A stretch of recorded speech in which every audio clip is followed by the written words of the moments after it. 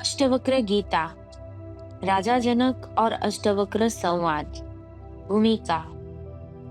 अष्टवक्र गीता भारतीय आध्यात्मिक का शिरोमणि ग्रंथ है, जिसकी तुलना अन्य किसी ग्रंथ से नहीं की जा सकती। आत्मज्ञान प्राप्ति की अनेक विधियां हैं। ज्ञान है, कर्म है, भक्ति है, योग है, प्रार्थना है, ध्यान है, जिनसे मनुष्य को आत्मस्वरूप का बोध होता है। विभिन्न धर्मों में विभिन्न विधियां अपनाई जाती हैं, किंतु अष्टवक्र सीधा अज्ञान पर चोट करते हैं। वे किसी विधि, क्रिया, पूजा, प्रार्थना, ध्यान, कर्म, भक्ति, भजन, कीर्तन, हठ योग आदि कुछ भी आवश्यक नहीं मानते। उनका मानना है कि सभी क्रियाएं भटकाने वाली है। क्रिया मात्र अहंकार के कारण अपनाई जाती है तथा वह अहंकार को बढ़ाती है, जिससे आत्मज्ञान में बाधा पड़ती है। ये सभी क्रियाएं आडंबर व दिखावा मात्र है, जिससे मनुष्य धार्मिक दिखाई देता है, किंतु उपलब्धि नहीं हो सकती। उपलब्धि के लिए बोध मात्र पर्याप्त है। अंधकार का अस्तित्व नहीं है, वह प्रकाश का अभाव मात्र है। अंधकार को हटाने का सीधा प्रयत्न करना मूर्खता है। एक दीपक जला दो, अंधकार अपने आप लुप्त हो जाएगा। कुछ नहीं करना पड़ेगा, किंतु लोग दीपक जलाना छोड़कर अंधकार को सीधा हटाने की प्रक्रिया में सब साधनाएं कर रहे हैं, जो व्यर्थ ही नहीं, मूर्खता भी है। केवल ज्ञान का प्रकाश लाना ही पर्याप्त है, जिससे सारा अज्ञान रूपी अंधकार लुप्त हो जाएगा तथा मनुष्य स्वचेतन में विश्राम कर शांति को प्राप्त होगा। ज्ञान प्राप्ति का मार्ग केवल बोध है। आत्मा कहीं खोई नहीं है। अज्ञान के कारण उसे विस्मृत कर दिया है, उसे पुनः स्मृति में लाना है। यदि एक बार वह स्मृति में आ गई तो संसार का यह समस्त माया जाल रूपी अंधकार एक क्षण में विलुप्त हो जाएगा एवं मनुष्य को अपनी वास्तविक स्थिति का पता चल जाएगा।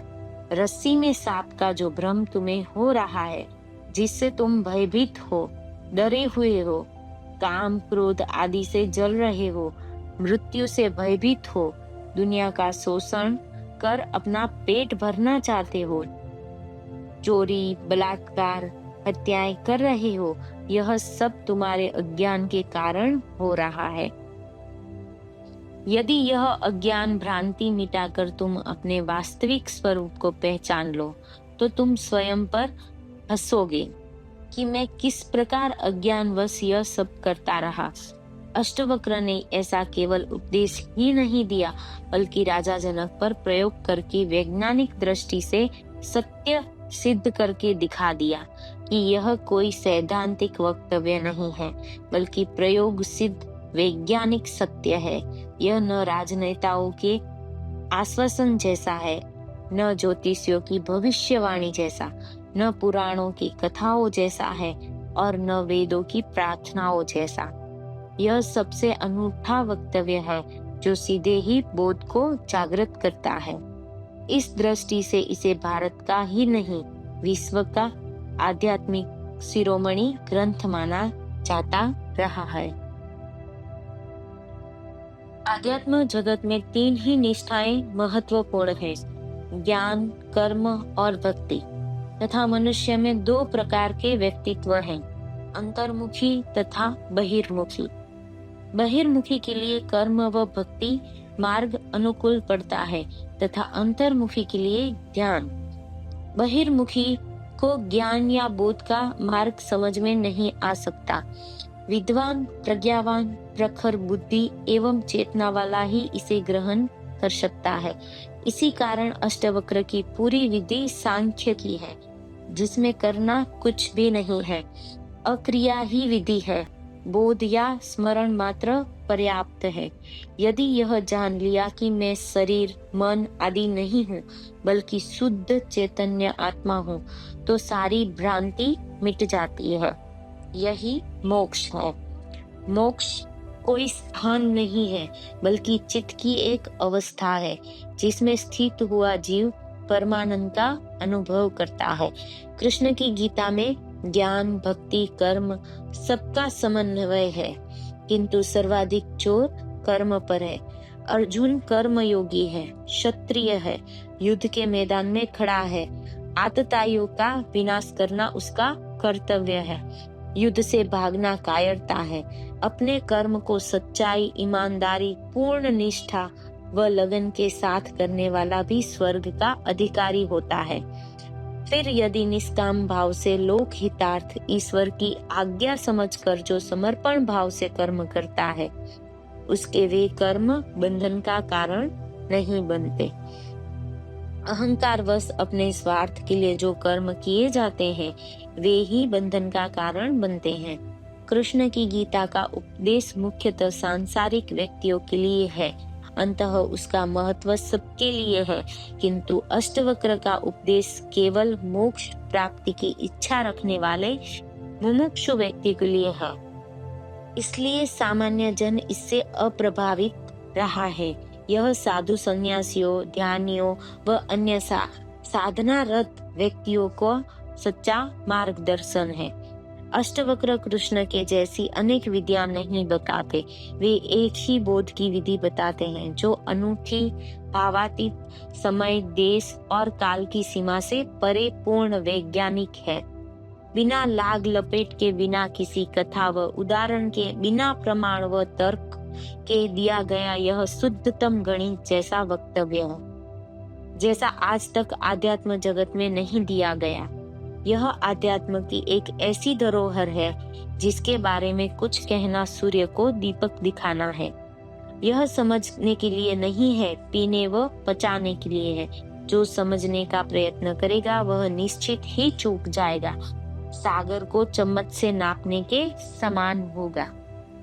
भारत ने आध्यात्म के सर्वोच्च शिखर को छुआ है, जिसे कुछ ही धर्म छू पाए हैं। यह शिखर है अद्वैत का। अद्वैत इसे संपूर्ण सृष्टि को ईश्वर की कृति नहीं, अभिव्यक्ति मानता है।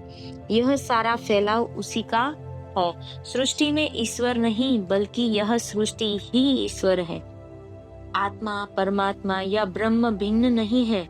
जीव और जगत में भिन्नता नहीं है। प्रकृति व पुरुष एक ही तत्व है।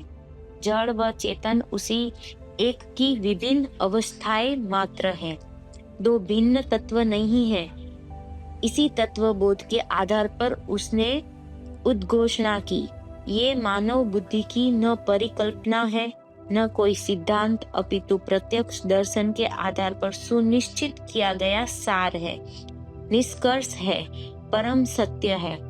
भारतीय आध्यात्म स्वर्ग नरक को मन की भूमिका मानता है। मृत्यु के बाद वह पुनः जन्म लेने पूर्व जीवात्मा अपने कर्मों के अनुसार स्वर्ग नरक की अनुभूति करता है।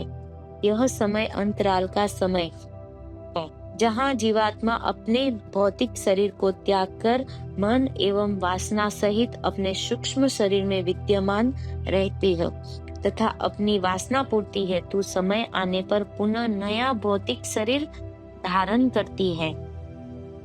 अंतराल के समय में न उसका विकास होता है, न भौतिक शरीर के अभाव में अपनी वासना पूर्ति ही कर सकती है, जिससे वह जीवात्मा बड़ी वेदना का अनुभव करती है। वह पुनः भौतिक शरीर धारण करने की आकांक्षा रखती है, किंतु अपने कर्मों के अनुसार यह शरीर उसे एक निश्चित अवधि के बाद ही मिलता है। तब तक उसे इस अंतराल में भटकते रहना पड़ता है। विषयों के प्रति वासना का होना ही इस जन्म मरण के चक्कर में डालना है। भारतीय आध्यात्मिक स्वर्ग को भी वासना ही मानता है। अंततः यह जीवात्मा की सर्वोपरि स्थिति नहीं है। यह स्वर्ग भी बंधन है। इससे ऊपर की स्थिति मुक्ति की है, जिसमें वह संपूर्ण भोगों एवं विषय वासना से मुक्त होकर अपनी स्वतंत्र स्थिति का अनुभव करता है। इसमें वह जन्म मरण के बंधन से मुक्त हो जाता है। विषयों के प्रति वासनाएं है, आसक्ति है, उसे छोड़ने का एक ही उपाय है, वैराग्य, जो पहल शर्त है। इस शर्त को पूरी करने से होता है ज्ञान व ज्ञान से मुक्ति होती है। यह अष्टवक्र का उपदेश है एवं यही इस गीता का सार तत्व है। शरीर स्थूल है, सृष्टि स्थूल है जो दिखाई देती है, किंतु इसके भीतर जो सूक्ष्म तत्व है वही दिखाई नहीं देता। शरीर में आसक्ति होने से वह विषय भोगों की ओर प्रवृत्त होता है। आत्मा सूक्ष्म है जिसका प्रत्यक्ष अनुभव न होने से मनुष्य उसे जानने से वंचित रह जाता है। वासना में फंसा हुआ मन उसे इतना भटका देता है कि आत्मा को ही भूल जाता है। इस संसार प्रपंच में जो कुछ हो रहा है वह इसी आत्मा अज्ञान का फल है, किंतु कुछ बुद्ध पुरुष उनकी याद दिलाकर व्यक्ति को इन बंधनों से छुटकारा दिलाकर मुक्ति की ओर ले जाते हैं। समय समय पर ऐसे अनेक बुद्ध पुरुष अवतरित हुए हैं जिनके मार्गदर्शन से अनेकों भटकती हुई जीवात्मा का उद्धार हुआ है। अष्टवक्र भी ऐसे ही बुद्ध पुरुष थे जिनका नाम आध्यात्मिक जगत में बड़े सम्मान के साथ लिया जाता है। अष्टवक्र के जीवन के बारे में 3 कथाएं प्रचलित हैं, जिनसे पता चलता है कि वे ज्ञानियों में शिरोमणि थे। अल्प आयु में ही उन्हें आत्मज्ञान हो गया था। इनके जीवन के बारे में एक कथा है कि ये शरीर से 8 अंगों से टेढ़े मेढ़े व कुरूप थे। अंगों के टेढ़े मेढ़े होने का कारण था कि जब ये गर्भ में थे उस समय इनके पिता एक दिन वेद पाठ कर रहे थे। उन्होंने गर्भ में से ही अपने पिता को टोक दिया कि रुको, यह सब बकवास है। शास्त्रों में ज्ञान कहाँ? ज्ञान तो स्वयं के भीतर है। सत्य शास्त्रों में नहीं, स्वयं में है। शास्त्र शब्दों का संग्रह मात्र है। यह सुनते ही उनके पिता का अहंकार जाग उठा। वे आत्मज्ञानी तो थे ही नहीं, पंडित ही रहे होंगे। पंडितों में ही अहंकार सर्वाधिक होता है, क्योंकि शास्त्रों के ज्ञाता होने से उनमें इस जानकारी का अहंकार होता है। इसी अहंकार के कारण वे आत्मज्ञान से वंचित रहते हैं। आत्मज्ञान के लिए नम्रता पहली शर्त है। अहंकारी शिखर बन जाता है, जिससे ज्ञान वृष्टि होने पर भी वह सूखा रह जाता है, जबकि छोटे मोटे गड्ढे भर जाते हैं। अष्टवक्र के पिता के अहंकार पर चोट पड़ते ही वे तिलमिला गए कि उन्हीं का वह पुत्र उन्हें उपदेश दे रहा है जो अभी पैदा भी नहीं हुआ। उसी समय उन्होंने श्राप दे दिया कि जब तू पैदा होगा तो 8 अंगों से टेढ़ा मेढ़ा होगा, और ऐसा ही हुआ। इसलिए उनका नाम पड़ा अष्टवक्र। यह गर्भ में पूरा वक्तव्य देने की बात बुद्धि की पकड़ में नहीं आएगी, तर्क से समझ में नहीं आएगी, किंतु इसे आध्यात्मिक दृष्टि से समझा जा सकता है। बीज में ही पूरा वृक्ष विद्यमान है। तना, शाखाएं, पत्ते, फूल, फल सभी किंतु दिखाई नहीं देते, अप्रकट है। अभी विकसित हुआ नहीं, अदृश्य है, किंतु पूरा वृक्ष विद्यमान है। बीज को तोड़कर देखने से भी नहीं पता चलेगा। वैज्ञानिक भी उसे नहीं दिखा सकते। जिसने बीज न देखा हो और वृक्ष ही देखा हो, वह कभी नहीं कह सकता कि इस विशाल वृक्ष का कारण यह छोटा सा बीज हो सकता है। 1000 तर्क व प्रमाणों से भी सिद्ध नहीं किया जा सकता। फिर भी यदि वृक्ष की उम्र हजारों वर्ष की हो व मनुष्य की 50 वर्ष की, तो अनेक पीढ़ियों तक वही वृक्ष दिखाई देने पर वे उन्हें अनादि घोषित कर देंगे कि यह वृक्ष अनादि है, यह किसी से पैदा नहीं हुआ। संसार में ऐसी अनेकों भ्रांतियां हैं। इसी प्रकार मनुष्य के पूरे व्यक्तित्व को गर्भ शिशु अपने में छिपाए रहता है। अप्रगट अवस्था में पैदा होने के बाद उम्र के साथ साथ ज्यो ज्यो शरीर, इंद्रियां व मस्तिष्क आदि का विकास होता है, उस व्यक्तित्व का एक एक भाग विकसित होता है। कुछ व्यक्तित्व अविकसित अथवा अर्धविकसित ही रह जाते हैं तथा कुछ का पूरा विकास हो जाता है, किंतु जो अंतर्निहित है उसी का विकास होता है। जो भीतर बीज रूप में नहीं है उसका विकास नहीं हो सकता, न नया जोड़ा जा सकता है। उक्त कथा तथ्य को प्रकट करती है कि अष्टवक्र का ज्ञान पुस्तकों, पंडित व समाज से अर्जित नहीं किया गया था, पूरा का पूरा स्वयं लेकर ही पैदा हुए हैं। अष्टवक्र के संबंध में जो दूसरी कथा ज्ञात है वह यह है कि जब वे 12 वर्ष के थे तब राजा जनक ने देश के सभी बड़े बड़े विद्वानों को बुलाकर एक सभा का आयोजन किया, जिसमें तत्व ज्ञान पर शास्त्रार्थ रखा गया था। इसमें यह भी घोषणा की गई थी, जो इसमें जीतेगा उसे सींगों पर सोना मंडी हुई 100 गायें दी जाएंगी। शास्त्रार्थ में भाग लेने देश के बड़े बड़े विद्वान एकत्र हुए, जिसमें अष्टवक्र के पिता भी सम्मिलित हुए। शास्त्रार्थ आरंभ हुआ, वह लंबे समय तक चलता रहा। शास्त्रार्थ पर चर्चा चल रही थी। सायंकाल को अष्टवक्र को खबर मिली कि उनके पिता और सभी से तो जीत गए हैं, किंतु एक पंडित से हार रहे हैं। यह सुनकर अष्टवक्र भी वहां सभा में पहुंच गए। सभा पंडितों की ही थी, उसमें आत्मज्ञानी तो कोई था ही नहीं। अष्टवक्र जब अपने टेढ़े मेढ़े शरीर से चलते हुए उस सभा में पहुंचे तो उनकी आकृति वह चाल ढाल देखकर सभी सभासद हंस पड़े। थोड़ी देर रुकने के बाद अष्टवक्र भी उन सभासदों को देखकर जोर से हंसे। उनकी हंसी देखकर राजा जनक ने उनसे पूछा कि ये विद्वान क्यों हंसे, यह तो मैं समझ गया, किंतु तुम क्यों हंसे, ये मेरी समझ में नहीं आया। इस पर अष्टवक्र ने कहा कि मैं इसलिए हंसा कि इन चर्मकारों की सभा में आज सत्य का निर्णय हो रहा है। ये चर्मकार यहाँ क्या कर रहे हैं? 12 वर्ष का बालक कितना अनूठा रहा होगा, कितना आत्मविश्वासी एवं प्रभावशाली रहा होगा, जिसने देश के सभी प्रसिद्ध विद्वानों को चर्मकार की संज्ञा दे डाली।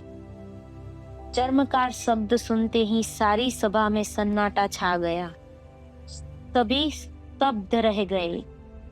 जनक ने जिन्हें विद्वान समझकर बुलाया था, उन्हें कोई आकर चर्मकार कह दे तो यह जनक का भी अपमान है।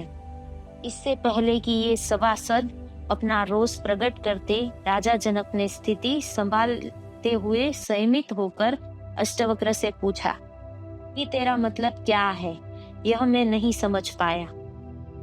अष्टवक्र ने कहा, बहुत सीधी सी बात है कि चर्मकार चमड़ी का ही पारखी होता है।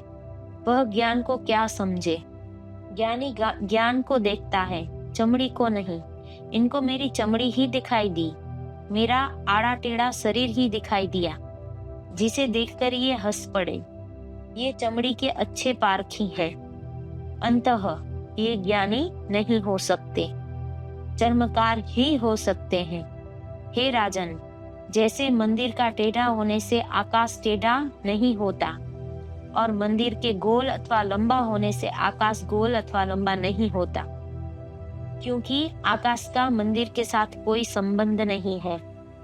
आकाश में कोई अंग नहीं है, वो निराकार है तथा मंदिर का आकार है।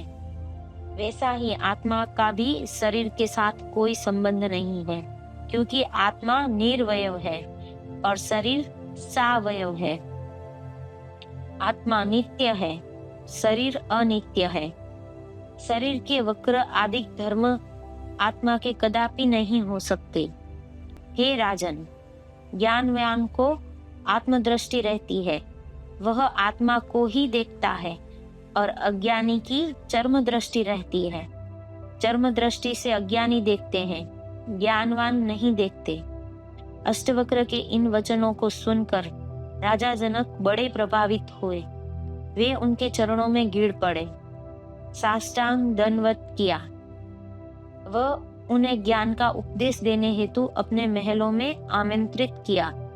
दूसरे दिन जब अष्टवक्र वहां पहुंचे तो उन्हें सिंहासन पर बिठाया, स्वयं उनके चरणों में बैठे और शिष्य भाव से अपनी जिज्ञासाओं का इस 12 वर्ष के बालक अष्टवक्र से समाधान करवाया। यही सन का समाधान जनक अष्टवक्र संवाद के रूप में अष्टवक्र गीता है।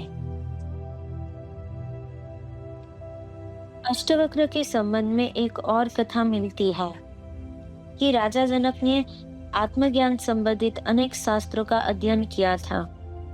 एक शास्त्र में लिखा था कि आत्मज्ञान बहुत ही सरल है, इसके लिए कुछ नहीं करना पड़ता।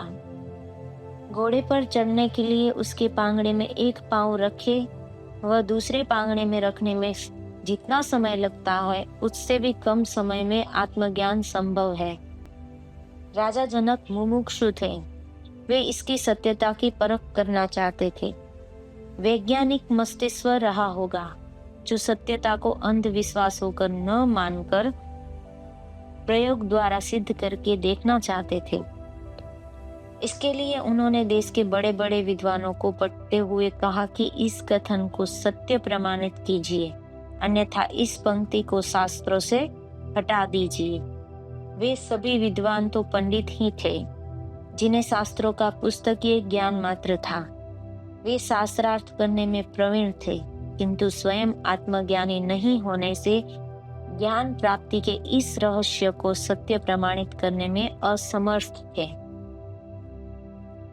जिससे सबने मना कर दिया कि हम तो पंडित मात्र हैं, आत्मज्ञान का हमें कुछ पता नहीं है कि यह कैसे होता है। कहते हैं राजा जनक ने उन सबको जेल में डाल देने का आदेश दे दिया। सभी विद्वान जेल में बंदी बना लिए गए। जब अष्टवक्र ने यह समाचार सुना तो वे स्वयं राजा जनक के पास गए एवं उनकी इस चुनौती को स्वीकार करते हुए कहा, जनक, ऐसा संभव है। वह शास्त्र जो कहते हैं वह पूर्ण सत्य है। मैं इसे सिद्ध प्रमाणित करता हूँ। तुम इन सभी विद्वानों को पहले जेल से मुक्त करो व घोड़ा तैयार करवा के मेरे साथ चलो।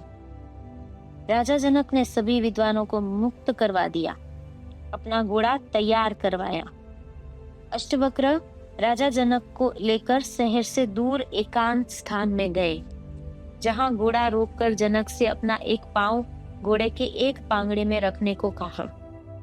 राजा जनक ने जब अपना एक पांव पांगड़े में रख दिया तब अष्टवक्र उनसे पूछा, अब बता, तूने शास्त्र में क्या पढ़ा?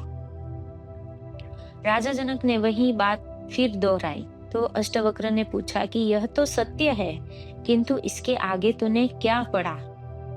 जनक ने कहा कि इसके लिए पात्रता होनी चाहिए। इस पर अष्टवक्र बोल उठे, क्या यह शर्त तूने पूरी कर ली है?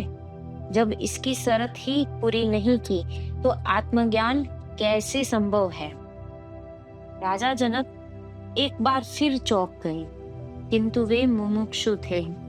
आत्मज्ञान की उत्कट इच्छा थी। वे हर कीमत पर इसे प्राप्त करना चाहते थे। वे केवल मानना ही नहीं, जानना भी चाहते थे। वैज्ञानिक की भांति ईश्वर ज्ञान को प्रत्यक्ष देखना चाहते थे। जब ऐसा सद्गुरु उन्हें मिल गया तो वे इस अवसर को खोना नहीं चाहते थे। राजा जनक में तीव्र बुद्धि व प्रतिभा थी। उच्च बोध या रहस्य को समझने की क्षमता थी और इससे भी उच्च कोटि की थी उनकी मुमुक्षा। शास्त्रों के ज्ञाता होने के कारण वे जानते थे कि पात्रता के लिए आवश्यक है अहंकार से मुक्ति, पूर्ण समर्पण, शरीर व मन के भावों से मुक्ति, शास्त्र व ज्ञान से मुक्ति, सभी प्रकार के बाह्य उपादान से अपने को मुक्त कर देना ही उसकी पात्रता है। इन सबका कारण अहंकार है, जिसके छूटते ही व्यक्ति का आत्मा से उसी क्षण संपर्क हो जाता है। थोड़ी भी देरी नहीं होती, सारी देरी लगती है तो इन सब के प्रति अपनी धारणा, अपनी दृष्टि बदलने में। यदि दृष्टि बदल दी गई तो सब कुछ बदल जाता है। यह दृष्टि परिवर्तन बोध से ही संभव है, किंतु बोध न होने पर साधना आवश्यक होती है, जिससे बोध हो जाए। राजा जनक ने अष्टवक्र के सामने उसी समय समर्पण कर दिया। वह कहा कि शरीर, मन, बुद्धि, अहंकार सब कुछ मैं आपके समर्पित करता हूँ। आप इसका जैसा चाहे प्रयोग करिए। समर्पण भाव आते ही अहंकार खो गया।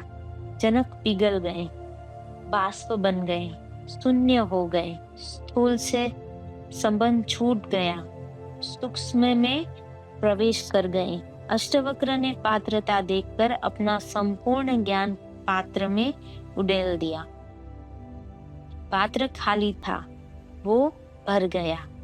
पहले भरा था, इसलिए मैं उसमें भरने की गुंजाइश नहीं थी। कहाँ है? भरो होई सो रितई, रितो होई सो भराए। जो संसार से भरा है, अहंकार वासना से भरा है, वह आत्मज्ञान से रिता ही रह जाता है। किंतु जो संसार से रिता हो गया, शून्य हो गया, वही भर जाता है। गड्ढे भर जाते हैं, शिखर सूखे रह जाते हैं। यही आध्यात्मिक उपलब्धि का रहस्य है। इस रिक्तता की स्थिति में अष्टवक्र ने जनक के अंतकरण को छू लिया। वह जनक को घोड़े के दूसरे पांगड़े में पांव रखने के पूर्व ही आत्मबोध हो गया। घटना एक क्षण में घट गई। वे उसी समय ध्यानस्थ होकर समाधि में पहुंच गए। घोड़े के दूसरे पांगड़े पर पैर रखने की भी सुध न रही। अष्टवक्र पास ही बैठे थे। इस प्रकार 3 दिन व्यतीत हो गए। राज्य में हल्ला मच गया। राज्य में अव्यवस्था होती देख कुछ मंत्रीगण राजा को ढूंढने निकले तो देखा जंगल में राजा घोड़े के एक पांगड़े में पांव लिए खड़े हैं। वह अष्टवक्र समीप ही बैठे हैं। दोनों मौन व शांत हैं। एक मंत्री ने राजा से कहा, महाराज 3 दिन हो गए हैं, राज्य कार्य में अव्यवस्था हो रही है, अब आप पुनः राजधानी चलिए। इस पर जनक ने कहा, अब कौन चले? न ये शरीर मेरा है न मन, वह तो गुरु को समर्पित कर चुका हूँ। अब जैसा गुरु का आदेश होगा वैसा ही करूँगा। अष्टवक्र समझ गए कि इसे समाधि लाभ हो चुका है, आत्मबोध हो चुका है। केवल एक ही झटके में सारे बंधन टूटकर यह मुक्त हो चुका है। अंततः उन्हें फिर से राजधानी जाकर राज्य कार्य चलाने का आदेश दिया। उक्त घटना जितनी महत्वपूर्ण है उतनी ही रहस्यमय भी, कि किसी को सुनते सुनते ही आत्मज्ञान हो गया हो। आत्मज्ञान कोई प्रक्रिया नहीं है, बल्कि घटना है जो पात्रता होने पर किसी भी समय कहीं भी घट सकती है।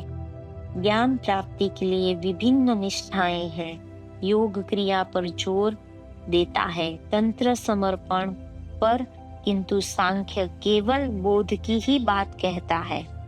सांख्य की मान्यता है कि आत्मा कहीं खोई नहीं है, वह तो उपलब्ध ही है, उसे पाना नहीं है, वह प्राप्त ही है, केवल विस्मृत हो गई है, उसे पुनः स्मृति में लाना है। इसके लिए केवल बोध ही पर्याप्त है और कुछ करना नहीं है। करने से अहंकार बढ़ता है, वह वही बाधा बन जाता है।